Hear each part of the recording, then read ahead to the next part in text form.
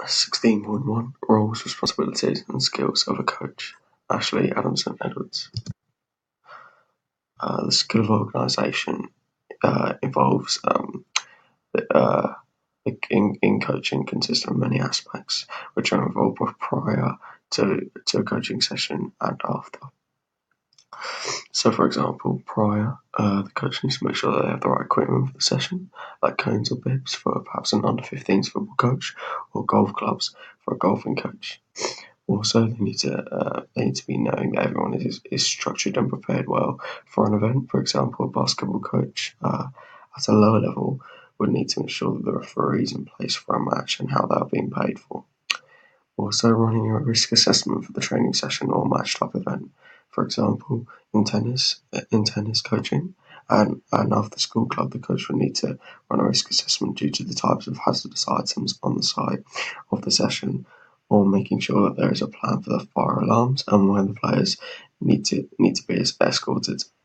This would contrast to a climbing coach who would need to carry out more detailed and perhaps complex risk assessment due to the danger of the sport. Also, the coach, this would involve the coach hiring out facilities for the sessions. If the coach of a swimming club had not been organised and forgot to hire out the facilities for a session, then the representation could be drastically affected, as they have shown that they aren't skilled in organisation and therefore not very responsible. This would have an even bigger effect on a swimming coach who is coaching a younger age of athletes due to the possible danger that comes with the sport. If the coach can't be trusted to be organised at an event, why should parents or a guardian want to put their child under that coach's supervision? In addition, before the session, the coach starts coaching. They would have to perhaps have organised the people in the session, depending on whether or not they are coaching a team sport. For example, in hockey, if a hockey coach knew the players that they were coaching beforehand, due to the skill of being organised, they could organise groups of the people whilst based on ability, position, motivation, behaviour, etc.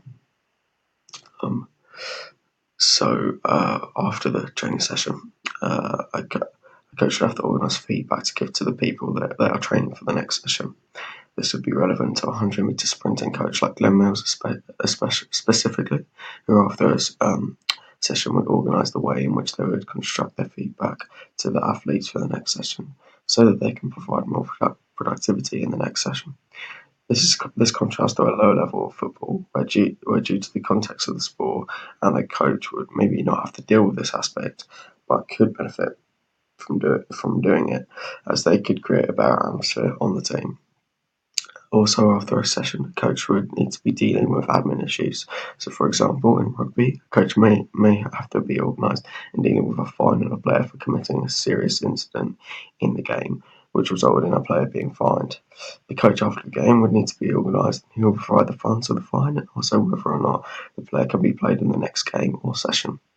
If this wasn't sorted out, then the coach could have to deal with even more backlash if they weren't organised and communicating with the relevant people involved.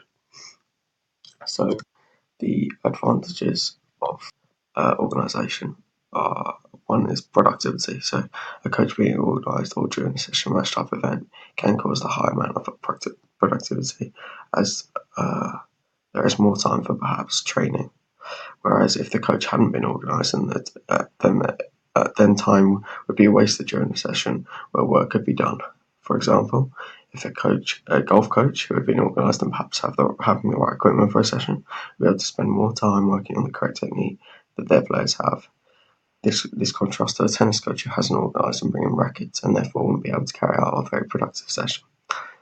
Also, the organisation brings a safer session. So, when a coach is organised for a session, it could avoid injuries to be caused and therefore acts an advantage, as the coach won't have to deal with injuries or conditions to the players or athletes. If a professional rugby coach who has organised a session beforehand could prevent an injury waiting to happen.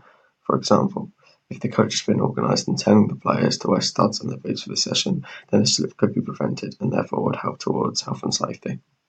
And finally, it sets a good example. So a coach being organised could also set a good example on the coach or or who they represent as the benefits of the organising skill. This would show that there is a high standard of coaching. For example, an under-15s football coach who had been organised would set a good example to the players, and therefore could allow them to adopt this principle and become organised themselves if they aren't already. Also, the low level club that they represent could benefit, as they have a coach who is prepared to go to the extra lengths in being a good coach. Whereas, if a professional football coach like Jurgen Klopp was organised in this session, it would set a good example to the players. However, being organised would be seen as an expectation due to the high level and standard of the coach and the club he represents. And finally, the disadvantage of an organisation. First, we've got boredom. So, although being organised in coaching can bring a lot of benefits to a situation, can also cause boredom amongst the sessions, as organisation can be a very repetitive sequence. So, for example, a badminton coach could be really organised, but they are not changing up the method of training or tactics, and therefore could cause the player to be bored, as they are experiencing the same sessions perhaps more than twice a week. This is a disadvantage because conflict or resentment could be caused as a result of this and could contradict the benefits of being organised. However, a team sport like rugby, through the system, will have an even bigger impact on the coach, as they are supposed to be maintaining the interest of the whole team. Therefore, it could be argued that being organised in rugby could be more challenging than being organised in badminton, as there are more aspects to deal with, like with staff, time and dates, equipment, each and every different position, and many more. And finally, another disadvantage: when a coach is organised in sport, it could cause a lack of innovation. This is one of the roles of the coach that needs to be constantly be ahead of the game, always adapting to different tactics, drills, etc., which benefits the individual or team's ability. However, if the coach is perhaps too organised in the sport, it could not allow us innovation, as the coach is too fixated on a constant organised programme and not changing their style of training. This could relate to a 400-metre relay team coach at a professional level. Due to this type of context, it could also cause even more backlash, as the media could get involved and therefore could negatively affect the club that they represent.